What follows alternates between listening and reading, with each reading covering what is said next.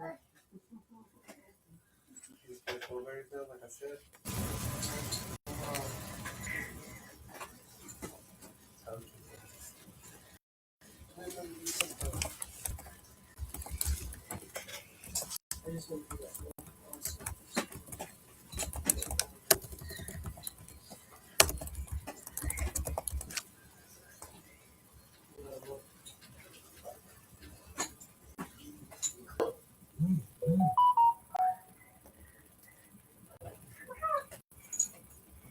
There were some tools that dug out the ground.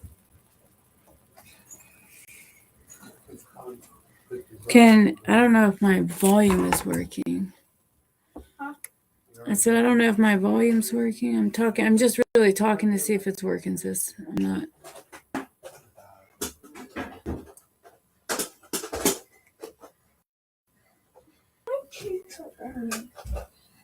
All right, baby, now's not a good time. Go wash it, please. If it's burning like that. I think it's that face thing that's around here.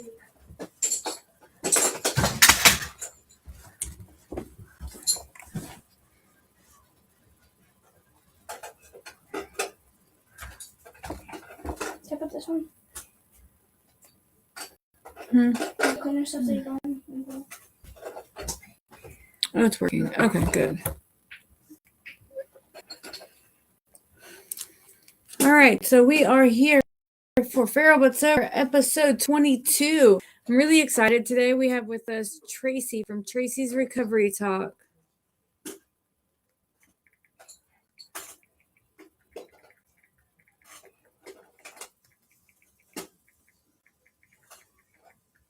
Tracy's Recovery Talk.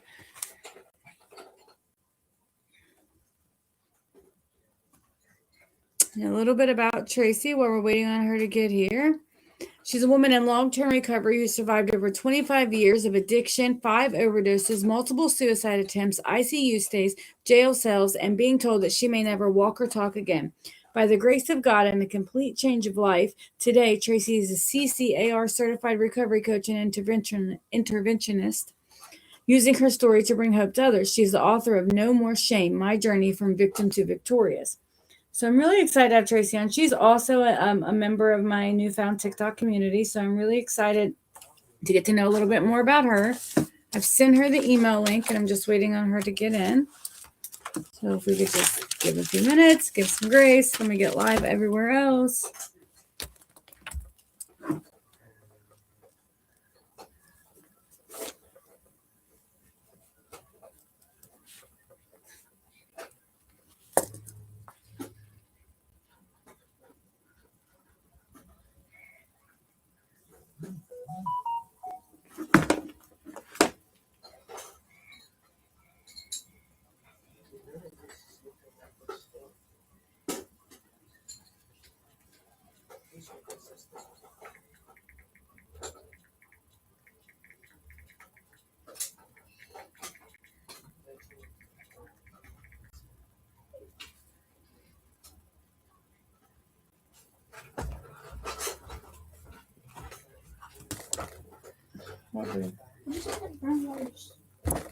Well, don't use, that might be what's doing it. Stop using the cleaner. Just go use soap.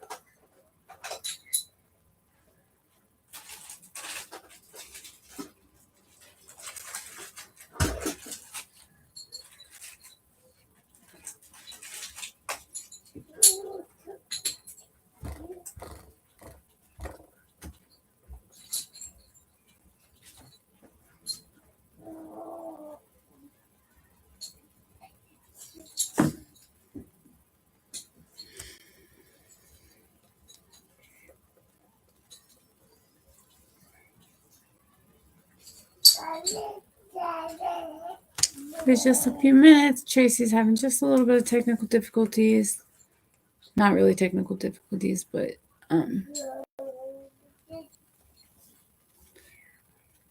like I was saying before I got distracted by my text message, is that Tracy is a part of my newfound TikTok community, and I'm really excited to get to know a little bit more about her.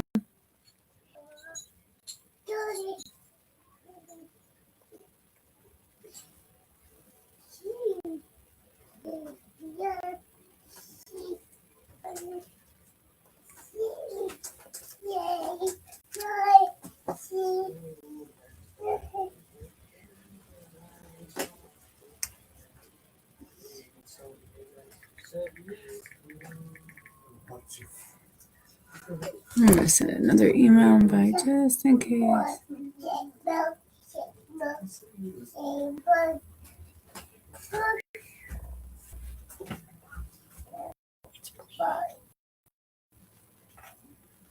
Leave it alone.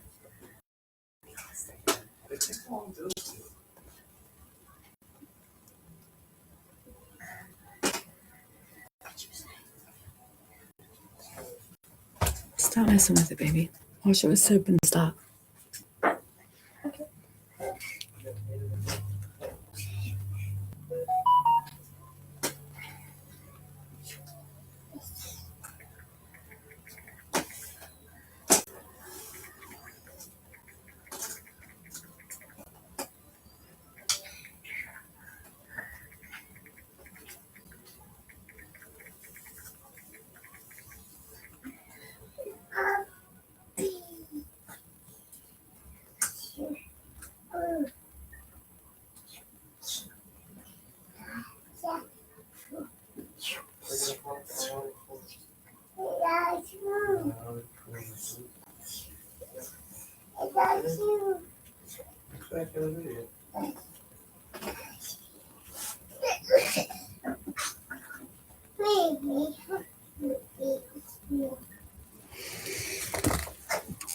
She's not receiving the email. She's going to check her junk. Okay, she found it. All right. She should be in just a minute. Great.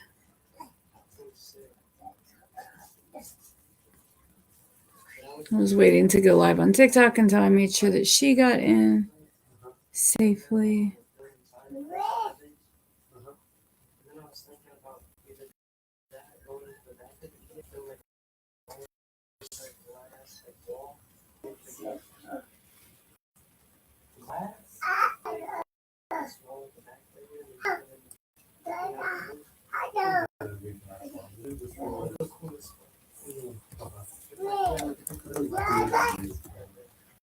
Look at my door. You see the door?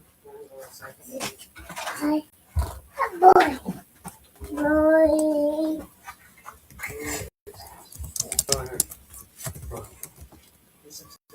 Oh yeah, I ain't there yet. I ain't even got to pick them out. I ain't even got grass on them.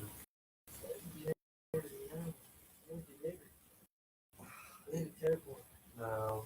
Leave it small. I think so. Like it. Oh no, we could do it bigger. A little bigger. Maybe 35K. It can be a little bigger, yeah. It can be bigger. It can. A little bit bigger. Oh yeah. Well, at least that's the way, right? Try not to go no higher than this. Gotta go up to there. No, please. Right. Our podcast is about to start. Please go on. Do not come back over here.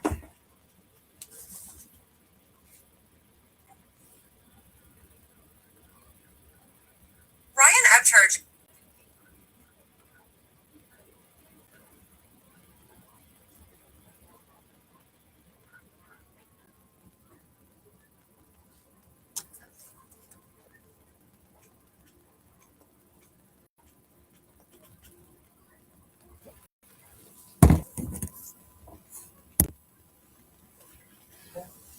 Yeah. Like, I need to get some, like, bacon.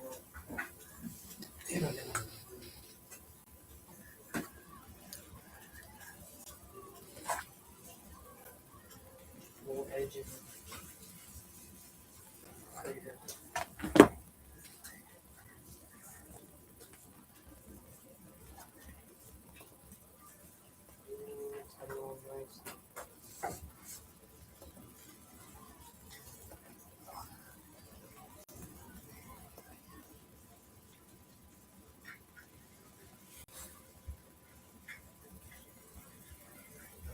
Hey, Joseph.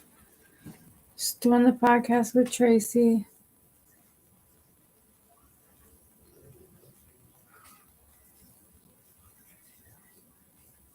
Trying to.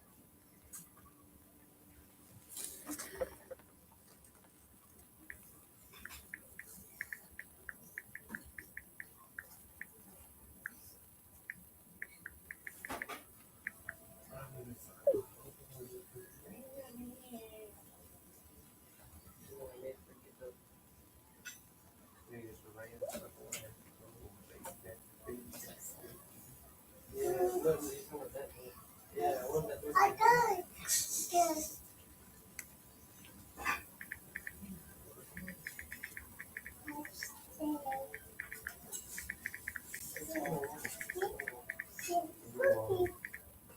I got it. I can do it.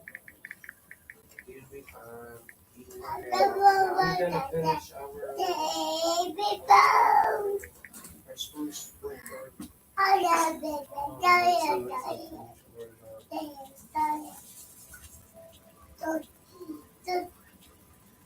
Give us just a second, guys. We are struggling.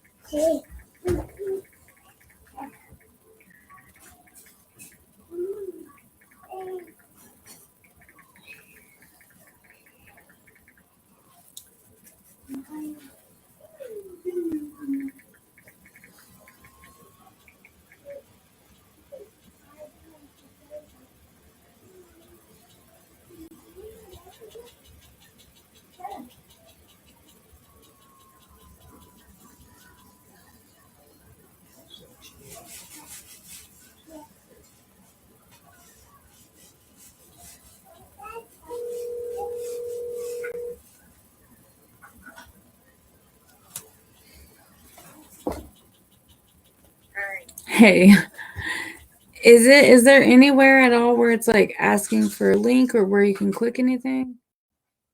It says you're invited to participate in live session. Click the invitation link on OneStream via browser or the app, and you're all set. So then it has the OneStream live link thing that I click on. Mm-hmm. Let's see what happens.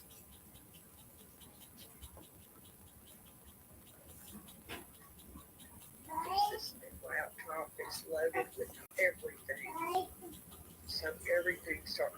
Okay, so it's popping up to the OneStream, the whole page now,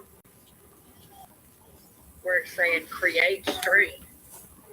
And I'm not creating a stream. You already got a No, stream. yeah. I don't know why this is not working. I don't know. I can't. Should I do the app on my phone? It might work easier if you can. Yeah, let me just do that real quick. Okay. Get the app and do it that way. All right. Yeah. All right. Let me know if you have any problems. Okay. Bye. Oh, thanks, bye.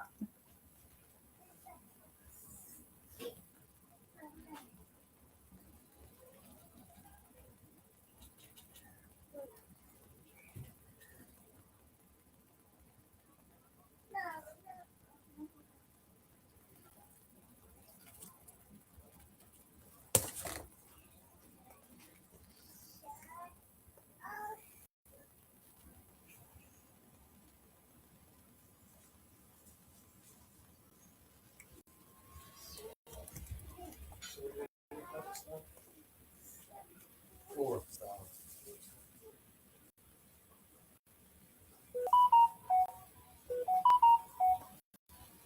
What are these whole grass? These whole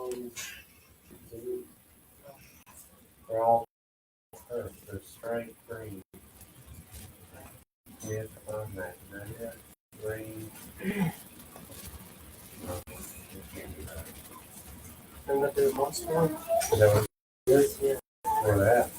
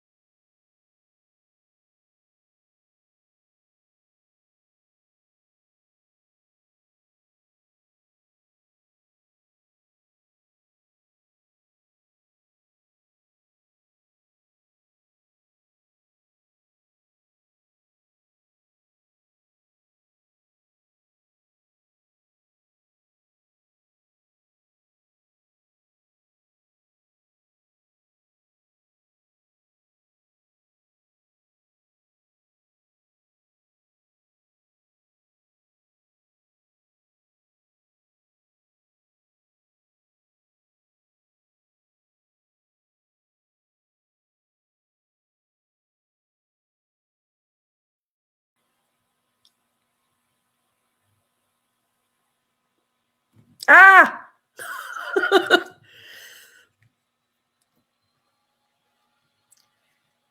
Now I can't hear you.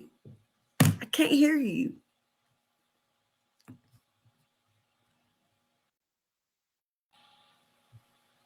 I'm not on mute. It might be my computer. Hey. Okay. Yeah. Can you hear me now? Can you hear me? Yes, I can hear you. Okay, yeah, I can hear you. All right, we're good. Okay. Phew. We're I gonna get know. it figured out, ain't we? Yeah. All right, let me get back on. Let me get live on TikTok and then we will start. Appreciate you bearing with me. I usually try to do this at least one time beforehand and so that we know how to do it, but it's been crazy for me lately. So. Yeah, I've been thinking, how am I going to get on this if I have a technical issue? And I know I really need to make sure like I carve out time to do it at least one time so that we can just for a trial and error, you know what I mean? Just in case, because this is not the first time that happened.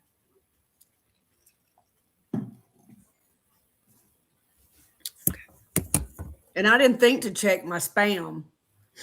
I think we should use more with. Yeah, the DigiSigner. Yeah, that's just a guess. It just gives me permission to use the picture and all stuff.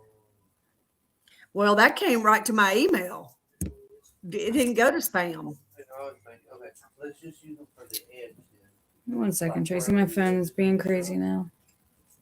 I've got to get a new phone. I've been thinking this whole time, like, you know, I'll cut out on my lives sometimes and have to get kicked out and come back in and stuff. And I've been wondering, like, I thought it was service because I live in the mountains, you know, but it's not. It's my phone because yesterday I used my husband's phone and I didn't have any problems. Like mine was messing up and I got his and like just popped into a box and was talking like on his and it was working completely fine while mine was going crazy at the same time. So It's the devil coming in trying to block Mess my it up. story and helping people. it absolutely is. I say that all the time. Like, I don't let him. I get frustrated with technology too. Like, and there's no other explanation, you know, like I really feel like it is the devil or, you know, trying to impede because like technology should work. It's a freaking phone. It should work. Like it should do, like I'm sitting there and I'm tapping tapping the button and I'm clicking it and it's supposed to work like you know, and I get really frustrated, but then you're right, like it is really the devil. Hi, Facebook doesn't tell me who you are, it just says Facebook user. Thank you for watching. But yeah, like it's crazy. But I do like it because it frustrates me. I'm like, dude, like technology, it's a like I'm clicking the button and it's not working, you know, like it's supposed to be working. And all right, Tracy. So I said your bio a little bit before you got here. What you had sent me. So you start. I like to just let you start wherever it starts for you. If it starts in childhood, your addiction, wherever it starts, and then I kind of take notes, and then I'll pop questions as we go, and then when you get done, I usually fire a few questions. So. Okay, it's a lot in all these years, especially 25 years. But I'll just start with. I was 13 years old the first time I drank. I can remember it so clearly. We went to this beer barn and I got blackout drunk the very first time. I don't remember anything that happened except we started doing it all the time. And everybody was smoking weed, so I was doing it too. And I wanted to hang out with all the cool people. And for the first time in my life, I felt pretty, smart, funny. I wasn't uncomfortable in my own skin. I finally felt comfortable just being around people. And I mean, that just continued a nightmare. But my mother struggled with mental illness. So she was kind of checked out my whole life. She also struggled with addiction herself. Of course, she was, like a socialite, and she would do all the pills and stuff and drink wine, and it was okay. It was socially accepted. My dad was a workaholic, and I didn't see him very much. So we pretty much raised us ourselves. I always stayed in trouble. I was always getting in fights, going to jail, going to alcoholic or a workaholic? Yeah. Both? Both. Okay. Yeah. I wasn't sure if I heard a holic and I didn't know which. Okay. Yeah. No, my dad was just a workaholic. He didn't drink or do anything, but my mother was an addict and an alcoholic. But, we didn't know because she kept it on the download. And plus she stayed in bed most of my life. I didn't know what she was struggling from. She has Munchausen by proxy, which, if you know what that is, it's a pretty harsh disease. It's a mental illness where, I don't know if y'all saw the gypsy story. Her mother had Munchausen by proxy, where you make your children sick in order to get sympathy from people. It is a mental illness. It's Munchausen by proxy. And I didn't know what that was until just a few years ago in recovery. I didn't know what was wrong with her. I just knew something was wrong with her. She wasn't like all the other parents that were taking care of their kids. And I just stayed in trouble a lot. I had to go to detention a lot. I got kicked out of school and they put me in alternative school, and I didn't finish school. I met my husband, my first husband. Now I have several. When I was in high school, I was 15 years old when I met him, and he abused me from the very first time I met him. I mean, he was violent and a drug addict and a drug dealer, even in high school. And we did pills. We did meth in high school. We did all the things that kids do. I mean, I was just hanging out with everybody that was doing all the things that I wanted to do. The places where I felt the most comfortable. We were 15 and 16 years old going to bars. And back then you got in. It wasn't hard to get into these bars. You weren't discarded, so to speak. Or it I was know. easy to get I a hung card. out at a bar, yeah, 14, 15 years old, 16, and it was just, my dad was with me, so it was definitely okay. You know what I mean? Like, Yeah. Yeah, it was okay. So that's just what I did. I got married. No, let's go back. I got pregnant when I was 17. So my mother was, my mother and father were trying to keep me away from this person that I got pregnant with. So they sent me away to a foster home to put the baby up for adoption. They came to see me one time. I've never felt so abandoned in my whole life. So that was I guess that's the first time that I ever felt abandonment. When I had the baby, Sid and his parents came to the hospital and said that I could come live there and I could keep my baby. So of course that's what I was going to do. I mean, his parents were so cool. He got to go to bars and drink, and my parents were very strict, very strict. I stayed grounded and always in trouble. My dad would take me to jail and himself, trying to get some control of me. My brother was younger than me, and he struggled with the same thing I did. And I have a sister that doesn't struggle with addiction at all. So she's just lived in this nightmare with my brother and I for many years. But going back to Sid and getting pregnant and keeping the baby, and my mother coming to the hospital and telling me if I kept that baby, that she did not have a daughter named Tracy. So I didn't speak to my parents for 2 years, and we continued to, when living with his parents is when I first started doing pain pills really bad. His mom was a nurse, so she would have these big bottles, and she'd had a couple of heart surgeries. She'd have like these huge bottles of pain. They used to just give them to you in like 500 at a time. So she would give them to us, and we would steal them from her. Plus, we did she use, like, was she doing them as well? The mom? Not really. No, not really. No, but she was always giving them to Sid because he played football and he got hurt, and I'd had a baby, so, and my toe would hurt, my tooth would she was always giving them to us for whatever. I learned. You think she meant well, or like? I think she did mean well. She didn't know.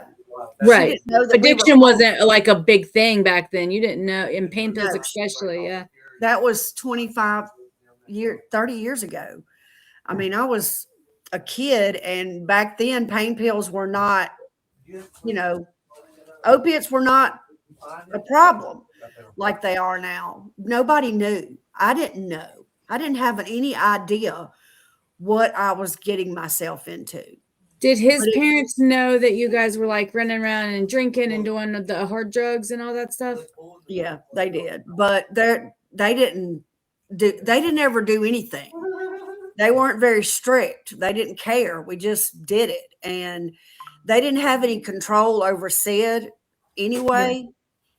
He was very violent and very they were scared of him. Yeah, I dated that guy as well when I was in my very first relationship, where his parents just couldn't even, you know what I mean? Couldn't handle it. I saw him slap his dad in the face with a leather belt one time. And yeah, him and his dad fought all the time. His dad was scared of him, and his mother was scared of him. He was he abused me for years, but that's a part of the story where he even convinced me to attempt suicide one time with him. He was psychologically, physically, every way abusive that you can think of. He was, and I didn't know about this stuff. My parents were very strict. They kept me, I didn't get to watch TV. If I got to watch TV with my parents, it had to be with my parents in the room because they were so strict. Wow. So when I got out into the world and I was going to keep this baby and go live with him, I really did think it was me, that I was the problem and that something was wrong with me. I'd never heard of domestic violence or being abused by someone else. I didn't see that with my parents. So I didn't really know what was going on. And I ended up having 2 more children with him. But one time I did leave because but I only had one son with him. Let's see. I'm gonna try to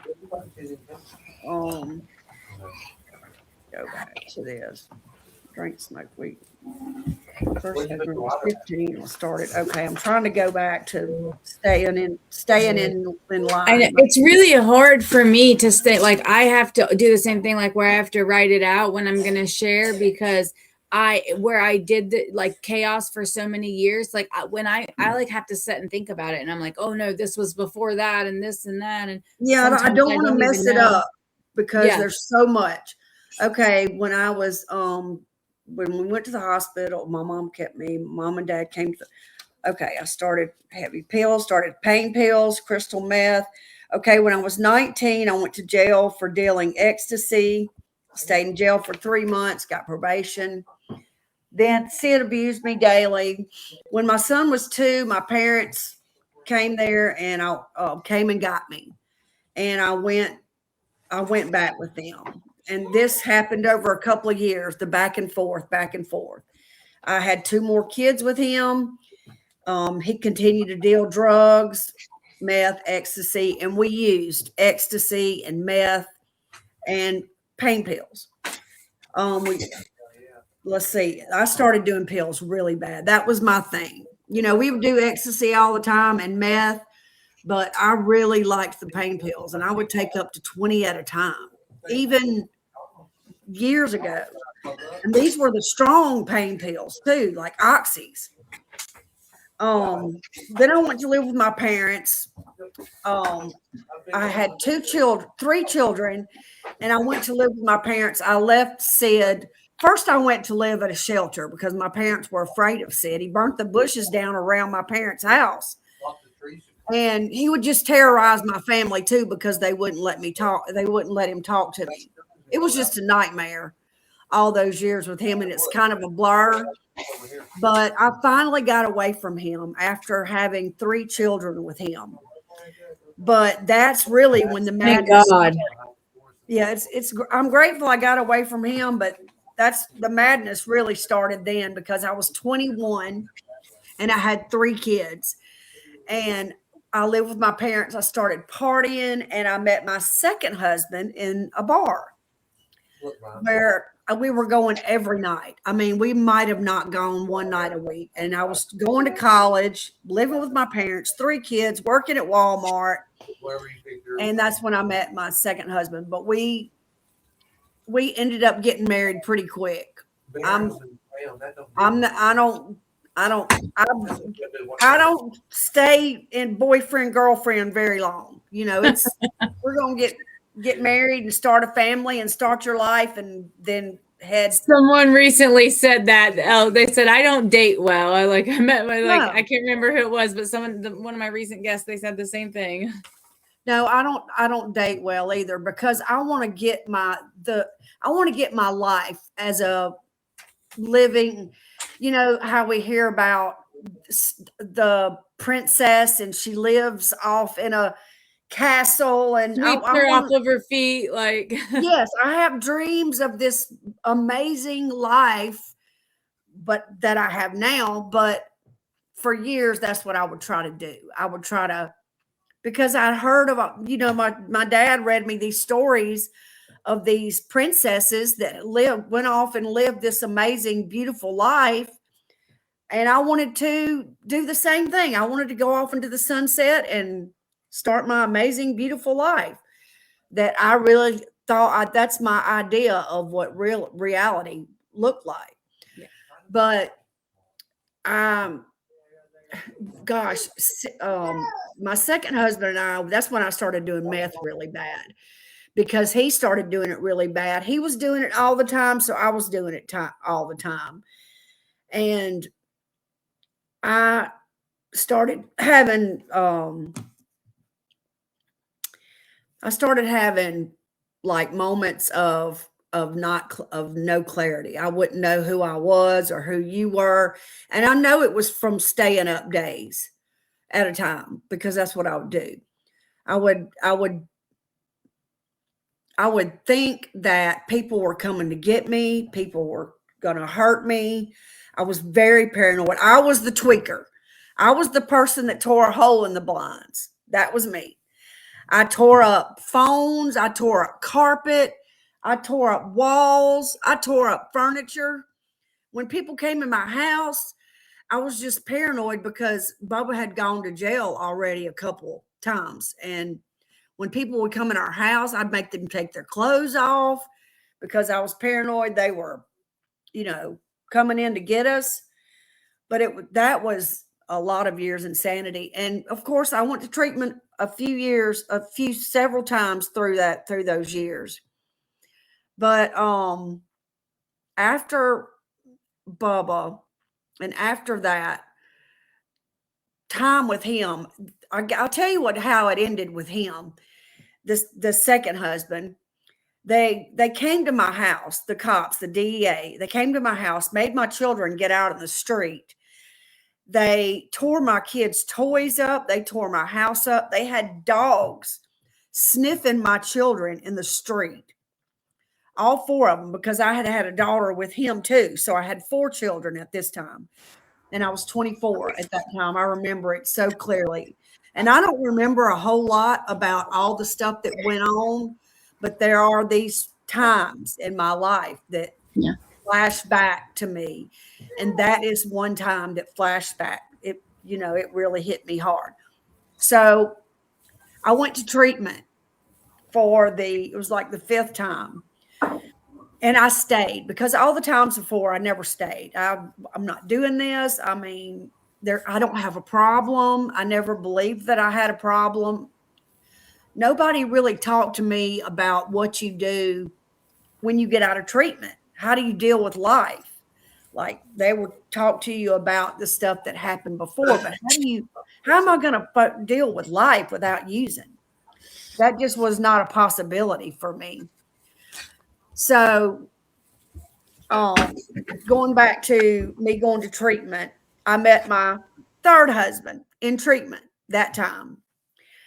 And we got married very quickly. When I got out of treatment, went and collected all my kids from the people they were staying with. And we moved 2 hours away from where I'd been living. So I didn't think that I didn't worry about meth anymore, because that was the last time that I had ever done meth. Once I got out of that psychosis and got a clear head, I never used meth again. I was like 28 years old at that time. And I never did another Xanax either, because I had 7 seizures coming off of Xanax in treatment that time. I could not. That's why they tell you that Xanax and alcohol are so dangerous, because to get off by yourself. And I had to be medically detoxed slowly in a hospital and then go to treatment. But I started going to church, and I really thought that was what was going to save me, but it didn't. That's not what saved me, because I had a toothache and they gave me some pain pills. And then that started the madness of me going to doctor shopping. And I didn't think anybody knew, because it was prescribed to me anyway. I would start having neck problems. They did neck surgery, knee surgery. I had my gallbladder taken out because I went to the ER with my stomach hurting, and they couldn't figure out what was wrong with me. So surgeons just do surgery when they can't figure out what's wrong with you. That is the truth. Pharmaceuticals and doctors are just a big problem. I'm going through that now. Yeah, I agree. Like, if they can't figure it out right away, then they just jump to whatever. You know what I mean? Like, they jump to giving you pain pills or doing a surgery, and both are not good options. No. But I did have. Why I'm talking, I want to just tell you, you're getting a lot of love from our TikTok family over here. Oh, your love, and you're so strong, and all of the things. So I love everybody on TikTok, and I really love TikTok since I found it just a few months ago. I love my 12-step program, but I don't know. I really found a love and it's a whole new kickstart of my recovery. But let's go back to where I was going to church and going to trying to keep it all on the down low, me taking all the pills and going to the doctors. I had a calendar. I literally had a calendar that had my doctors that I went to and my pharmacy. I had a calendar for my pharmacies, so I didn't go to the same pharmacy. I mean, that's how you could do years ago. You could Oh yeah, doctor they shop. weren't connected. Yeah. They were not They connected. only knew what they gave you. You know what I mean? Like they That's wouldn't it. give it to you. So, you know what I mean? Yeah, I know. I've been there, girl. I was young, really young doing that, but I did it for years. So I got really good at it. And I got really sick. And a lot happened. I had several treatments, several trips to several overdoses. I had a really bad car wreck where I flipped my car 5 times. And when I got home from that car, I had a broken leg, a broken neck, and broken ribs. And I immediately just went right back to taking pain pills because, I mean, of course, everything was broken. So I was you're in in pain. pain. Yeah. But the thing about being in real pain, if you've been taking pain pills, then it doesn't help the pain. So I was suffering, but I was intoxicated. So I was still in pain, but still taking the pain pills. It's what happens when you take pain pills already and something happens to you like that. Yeah, you build up a tolerance. You build up a tolerance. That's what happened. I was going to church. I mean, Leanna, I was getting on my knees and I was crying out to God and begging him. Every time I think of this, it just makes me, I was just begging him to please make it stop, make the addiction stop. I really wanted to be a good mother, and I didn't want to be in psych wards, in padded rooms.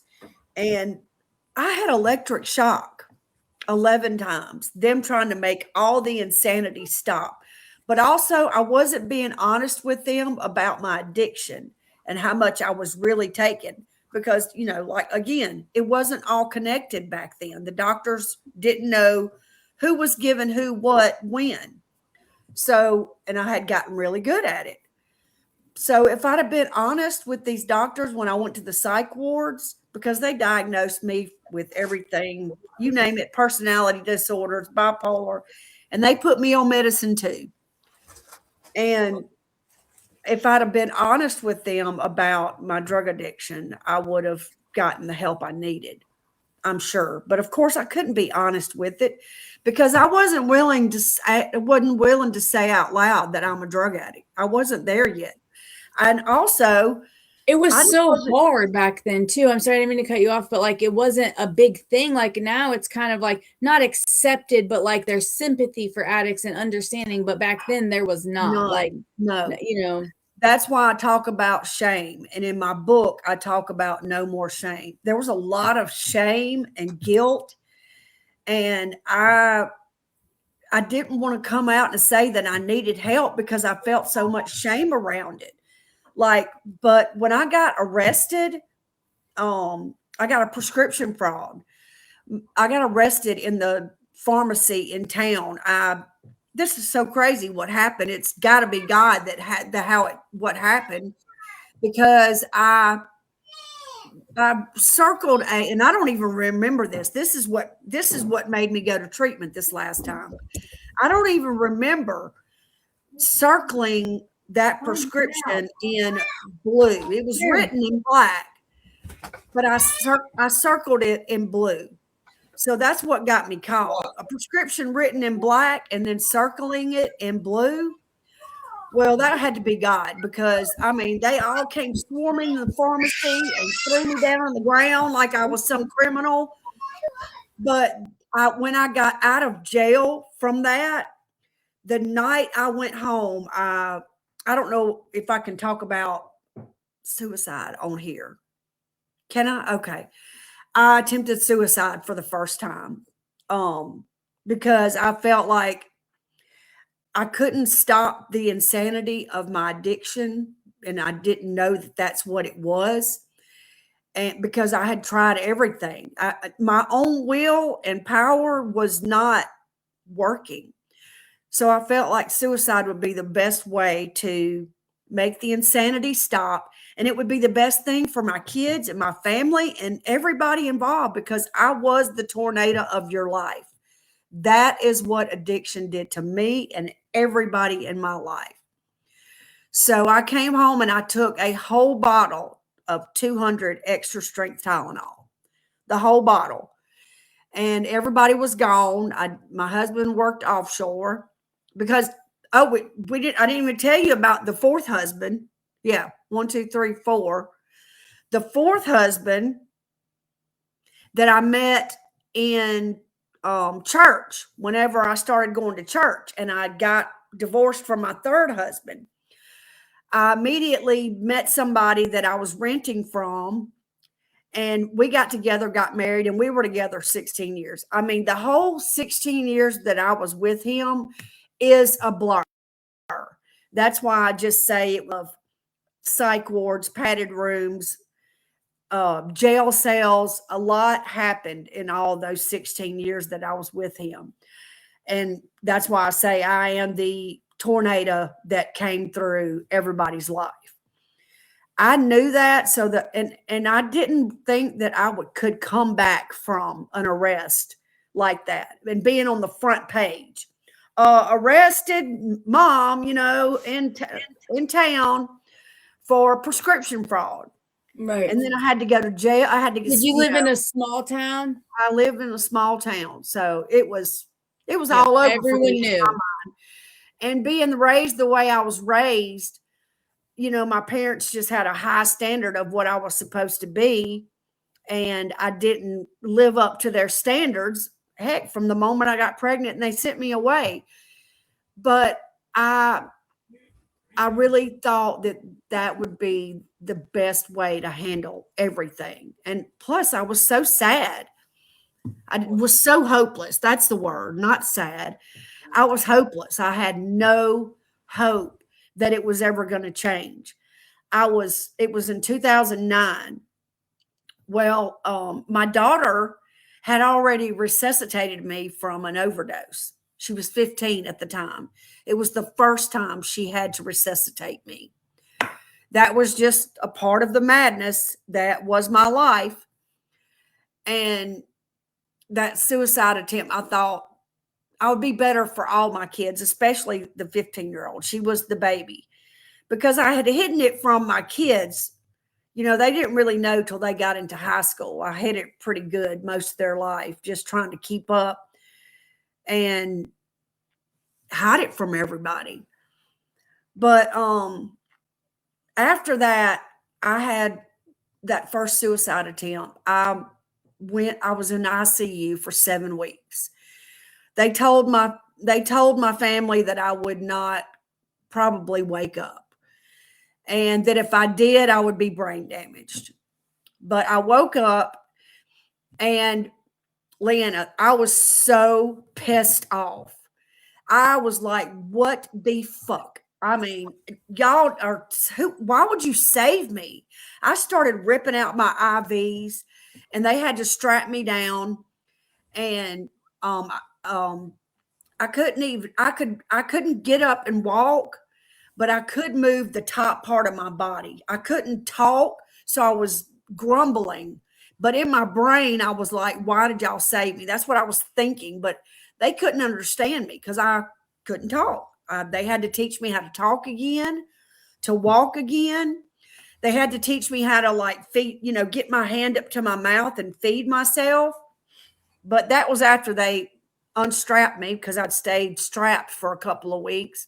They were like, I remember a nurse coming in there and saying, now, if I unstrap you, are you going to pull these IVs out and you're going to do what physical therapy wants you to do? And I would be like, yeah. yeah, be so sweet. I'll do it. But then the minute she would try to unstrap me, I would start trying to get up, and I fell out of the bed one time. It was a horrible experience. I remember it because I wasn't high, and they knew that I had been abusing drugs. So they weren't going to give me a whole lot of anything there because, they'd seen it before. But I had to learn how to walk. I did learn how to walk. Even though they told my family that I would, if I did wake up, that I would not walk or talk, that I would be brain dead. I learned how to walk again, talk again, but that wasn't enough to stop me. When I got out and got home, which was 4 months later, it took 4 months of rehabilitation in the hospital, I immediately started using again. I started going to all the doctors because they didn't know. Like I said, it wasn't all connected. So I went right back to that insanity of taking pills, and I attempted suicide again. And then they put me in the hospital. They put me straight in the hospital as I got out of the, they put me straight into a mental hospital as I got out of the hospital from that suicide attempt. But I tried a suicide one more time. I tried 3 times, and I felt like, heck, I can't even do that right. I just don't want to live any. I did not. God wanted you here, ma'am. God wanted you here. Well, now I know that, but at that point, I didn't know what was going on. Why am I still here? I am a nightmare in my children's lives, if at all that. I mean, when I think back over those years and some of the stuff that happened, like some of the insanity of all the years, and just the end on end, day after day after day of using, trying to figure out where I was going to get it and how I was going to use it for this situation or that situation, just always having to figure out how I was going to use every day. I woke up and that's what I did. I wasted so many years of my life. The very last time that I used, my daughter had to resuscitate me again. And that was after years of treatment and her having to find me just wasted. And my husband worked offshore, so he wasn't there a lot. But he drank when he wasn't home, and I don't blame him. He had to deal with me and those 4 kids, and they weren't easy to deal with either. They had their own issues, and that's their story to talk about. And, in recovery, I have healed from a lot of shame and guilt, but that is one thing that it's hard to recover from, is the guilt and shame that I have. And they have forgiven me, my kids, but I made decisions that will forever affect their lives negatively. Forever. And they're going through their own traumas because of the trauma that I caused. I can never take that away from them. It doesn't matter how strong my recovery is, how many years I stay in recovery. I did what I did, and they're going to have their own journeys to heal from because of it. So it's really hard for me to sit back and watch. Even though we forgive you, Mom, they're still going through their stuff, even as adults. That's something that's really hard to see. But okay, the last time I used was March 12th, 2012. My daughter had to resuscitate me. When I woke up in the hospital and saw the look on her face, and they told me, they were standing right there, your daughter had to resuscitate you. The guy that brought me in with the ambulance, he told me that your daughter had to resuscitate you. If she hadn't, done what she'd done, you probably wouldn't be here. And, they all had an attitude because I'm a drug addict, right? They were disgusted with me, and as disgusted as I was with myself too. But from that moment, Did they treat you really bad at the hospital? oh man, they always treated me bad. I know. I didn't care. I didn't care. I had my oldest daughter. I was in prison, for drugs, you know what I mean? But I of course, I don't know, it doesn't matter. But like they treated me like crap, like really big Yeah. crap, and I was like, oh, They treat you really bad. And really bad, yeah. even now, if I go there I have lupus. So if I have to go for a flare, they automatically think that you're, and I don't even live in the same place. So these people don't even know me, but they automatically think people are coming in to get something for pain so they can get high, not, just not for the pain.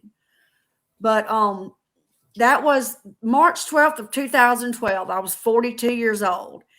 I didn't think that I had any more life in me at 42. I really thought my life was over. But I went to treatment. My daughter begged me to go to treatment in the hospital. So I left from the hospital and went to treatment. And I stayed the whole time. And when I got out, I had the most amazing counselor who was in AA. She was a prostitute who went to school to be a counselor, and she was, bad on drugs. So she was the first counselor that I listened to because I knew that she knew where I was. I knew that she knew how I felt. She told everything she told me, all the work she did. I still have all the work that I did in treatment that time. And it was a lot. I did a lot of writing. And I'm really proud that I did because it's helped me with this book that I'm writing. I remember her now just to this day, Trisha. She told me to go to AA. She said, you do 90 meetings in 90 days. I didn't do 90 meetings in 90 days. And anybody that knows me will tell you I went to a meeting every day for 5 years. Woo! 5 years. Sometimes 2 meetings a day. I was just, when you go somewhere and you feel hope for the first time since you were a little kid, those people loved me. When they say we'll love you until you can love yourself, that's what they did. And I didn't have a consciousness of God. I had done the whole religion thing, spiritual thing. That didn't work for me. So I really didn't I saw all the steps on the wall when I went into the rooms, and the God stuff was like just a part of everything these days. So I just rolled with it. But the room was my God at first. Now, of course, I have found, God is my higher power. But the rooms were my higher power. And they told me that was okay. If I wanted those people in there to be my higher power, that was okay. So I latched on to those people. I got a sponsor. I worked the steps, and I worked them pretty quickly because they told me if I didn't want to be in pain anymore, to work the steps. I didn't sit on it when I got in there. And I believe that's why I've been able to get 13 years in recovery. And I started helping women and sponsoring women, and I sponsor women now all around the state, and even a couple on TikTok. Since I've been on TikTok, ma'am. I have figured out how to. I buy them the books and I send it to them, and I tell them what to read. We talk on the phone. I didn't think it could work because I feel like you need a sponsor that you can see face to face and hug, and I feel like you need in-person meetings, and that's just for me. I needed it because I needed to have that community. I needed them to be able to hold me, and because we did a lot of hugging, and it taught me how to show love too.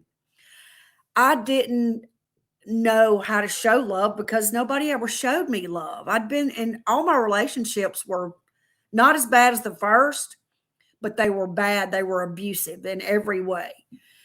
And I just didn't think that life could get any different than that. So I divorced my husband about 3 years in because he wouldn't stop drinking. We were together 16 years. And I wanted to stay sober, and it was really hard to stay sober and go to meetings and do everything that I was supposed to do and be married to him. But I felt like also he enabled me to use. He worked offshore, and he always gave me money. He knew what I was doing, and never really stepped up to stop me. It was always my sister or my kids. He just worked and stayed over in his little corner and drank and gave me, he enabled me. So I stayed because that's where I felt comfortable. But I got uncomfortable in recovery because they tell you when you get uncomfortable, that's when you get better. Well, that is so true. When I start getting uncomfortable, I know I'm about to grow. And I learned that in AA. Or any 12-step program, because there's steps to go by. It's a foundation that you can build off of. And I had to have that so I could figure out how to manage life, because my life was unmanageable and I was powerless over everything. I didn't know that you have to surrender to win. I thought surrendering to it would mean that I was giving up, like with my suicide attempt. I didn't know that I could actually surrender to something and realize that I'm powerless over everything and everybody. There's a place in the book that I love so much, and it says we have to cease fighting everything and everyone, because that's what I did. I wanted to control everybody and everything in my life. I'll tell you what changed when it changed for me was the 3rd step prayer. I got on my knees with my and I knew we were going to get on our knees because everybody had been talking about it when they shared. So we got on our knees and started doing the 3rd step prayer. And I was like, wait, relieve me of the bondage of myself. Now listen to that, bondage of myself. I thought my bondage was alcohol and drugs. I really thought that's how I prayed for years. God, relieve me of the bondage of alcohol and drugs. Well, that 3rd step prayer changed everything for me, because you mean I'm the problem? And I stopped her in the middle of the prayer. I'm not going to lie. And I said, wait a minute. I thought drugs and alcohol was my problem. And she just quietly, I still remember, she said, yes, Tracy said, let's finish the prayer. She said, the good news is there's a solution. And there's a chapter in the big book that says there's a solution. And I love it so much because there is a solution. And when I admitted that I was powerless over alcohol and drugs, and that somebody bigger than myself, which is God, could change my life, that's step 1, 2, and 3. I can't, he can, and I'm going to let him. And that's what I do still. The 4th step, when anything comes up, when I have a resentment or an agitation, I know how to manage it because I work the 4th step. I know that when something comes up in life, if I'm agitated or irritated or any of the things that are negative, I definitely have a part in it. And if I can figure out my part in the situation, I can quickly make amends and move on with life. It just is gone. I wish that somebody would have taught me that in like 4th grade. I think they should teach the steps in like 4th grade. So to give people coping mechanisms for life. And I think that's why so many people are starting to really jump in, and recovery is the vibe. And because it wasn't when I first got sober, but it is now. It's like a big deal. And it's so exciting to me. It is so exciting to me. I love seeing it on social media, and everybody just loves everybody so much. I love that so much. I worked at a treatment center when I first got sober too for 3 years, that was connected to drug court. And I was putting people in treatment, taking them, driving. I mean, because I was being of service. That's something the 12th step tells you. They tell me if I don't give it away, I can't keep it. So, girl, I'm like, who the fuck can I help today? I know. I'm still like that. Like, who can I help today? Because I do believe that it's karma. What comes around goes around. It's just life. It's how it happens. So everybody's helping everybody in our community. And so I went after I did the, and I met my husband now. He has 22 years in recovery. I met him in AA. And we met in 2016. We got married in 2018, and we moved here to Meadville in 2020. And we opened up a body shop, which has always been his dream, because when you hear crackhead, he was a real crackhead. He found himself behind a dumpster in New Orleans, living behind a dumpster in New Orleans. He lost everything several times, but now he's managed to get 22 years in recovery from crack and alcohol. But this is what he says when people ask him what he was addicted to, and he tells them crack, whiskey, and whores. Oh, because he said that was his life, before he got into recovery. So he had like 11 years when I met him, and I had 5 years. And he helped me. It costs a little bit to go to get my CCAR certification to be a recovery coach. But he helped me go to Florida to get certified, CCAR certified, so I could actually get paid to do interventions. And I know there's a big, why are you getting paid well, I wanted to have some income to help my husband. Yeah. And I'm good at it.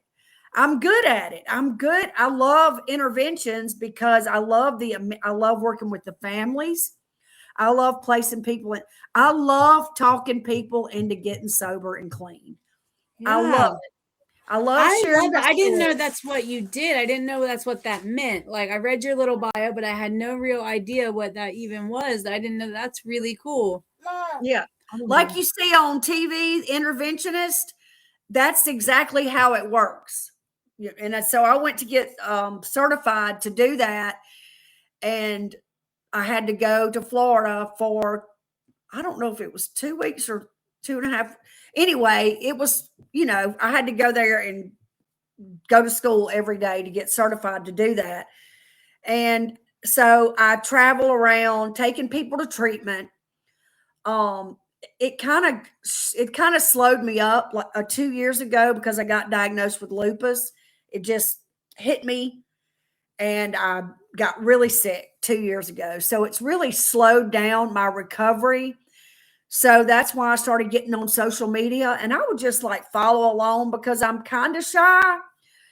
And now I've started jumping in there and I really want to start doing my own live, but everybody else has got lives that I can go into. So I don't know what's going to come out of it. My book should be out this year. No More Shame, my story, my journey from victim to victorious. And then the blurb is, when shame said stay down, grace said get up. Woo! That is the story of my life still today. I'm not going to let shame strike me down or you down, Leanna, or anybody else that I love. And whenever I find out that somebody's in recovery, whether they're in recovery or struggling with addiction and not in recovery, I love people. I love drug addicts. I do. I have a heart for people who know what it feels like to live in a dark hole that they can't get out of. We all have a connection like that. Like, we know what it feels like to feel hopeless. And some of us do, take our own lives, and some of us don't come back from that. We are not here. But the fact that God gave me his grace, I want to use every day of the rest of my life, and I do, to show him how grateful I am that he saved my life and gave me my husband and my children and 13 grandchildren who adore me. Woo! They've never seen me use. Yes, ever. ma'am. And I love that. People, how people say you can't get sober for yourself, you have to get sober for yourself, not anybody. Well, I did get sober for my first granddaughter. That's, they were telling me, if you don't go to treatment, you can't hold the baby. And I never got to hold her the whole first year of her life. So I went to treatment that time in 2012 because of both of my daughters. My one daughter that had the kid that she wouldn't let me hold, who is my heart now. She's 15 years old. I just have the most amazing, beautiful life. I mean, I can't, if I'd have wrote down what I thought my life was going to be like today, if I'd have wrote that down when I first got sober, I'd have cut myself way short. Way short. So that is the story kind of in a nutshell. I love it. Yeah, right on time. We're just like an hour, 10 minutes, but that's fine. Well, we took a little bit to get on too, so that was really good. We did. Tracy, that is an amazing story. Wait, you said when Shame said stay down, Grace said Get up. get up. Okay, I wasn't sure if that's what it was or not. Grace said get up. Description. So I would love to have you back one time too to talk like about the book specifically a little bit and all of that. Like if you would like, if you Yeah, when it comes out, when it's done being published and done, I'll definitely come back and talk about the book. Absolutely. So just a few questions. Oh, your mom. You said your mother that you lived. She had Munchausen. How's it go? Munchausen by proxy. So what was that like living with her? Like just an example, kind of like what she would do. Always took us to the doctor, and she was always telling the doctor that stuff was wrong with us that wasn't wrong with us. She took me to psych doctors very early, and had me on Valium at 11. I mean, what 11-year-old needs to be on Valium? But my brother had a surgery that he didn't need to have. She did it to all three of us, but she stayed in the hospital a lot too herself. It was not, I don't have a relationship with my mother today. She is still using. I told her when she gets ready to get sober to call me, and I will take her to treatment and pay for it myself. Woo! My mom is in treatment right now. It's the first time she's ever really been through treatment. I know she's been an addict my whole life, but she has some mental issues. So they've always kind of like let her out of jail because they don't want to deal with that shit, And so now she had been on probation and she violated stuff, but she is in treatment for the first time ever. So I'm praying for y'all, dude. Yeah. It gives me hope for my mom. Yeah. My dad's in my life. I'm really close with my dad. I'm really close with my sister. I did step 9, made all the amends. When I made the amends with my sister, I said, I am so sorry for all the things that I did. I know she would talk to my kids about me and I hated her for it, but she started crying. She said, no, I'm sorry that I judged you and didn't believe in you. So now we're just very close. I love that. And so do you feel like your mom in the situation with her is kind of why you let your first husband like abuse you? And oh, absolutely. Because I didn't know, Right. it was that was my worth. And I want to just touch again, like where you said, like when you got out of treatment, you didn't know what to do. And especially like, I love now, like we're talking about like recovery being the new vibe and stuff, because treatment is so much more accessible and detailed in depth. They have like the sober livings and the aftercare programs and all this stuff, which wasn't a thing. And it definitely wasn't mandatory if they did have them. Like, when I went through treatment in 2012, and I have resources if you ever need them, or if anybody ever needs them, because that's what I do.